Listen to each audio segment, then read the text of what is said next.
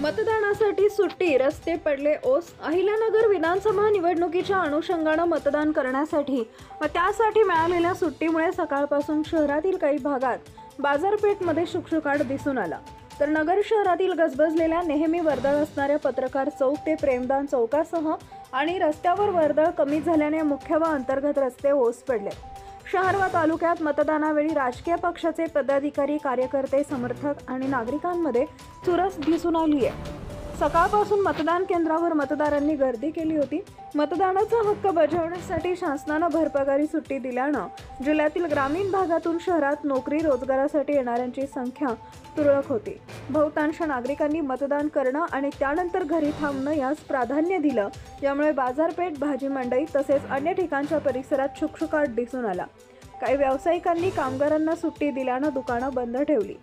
धुमाकूळ महाराष्ट्र न्यूज साठी अहिल्यानगर प्रतिनिधी सागर साळवे, अहिल्यानगर। आपल्या परिसरातील ताज्या आणि महत्त्वाच्या बातम्या पाहण्यासाठी आजच आपल्या धुमाकूळ महाराष्ट्र न्यूजला YouTube वर सबस्क्राइब करा आणि बेल आयकॉन प्रेस करा।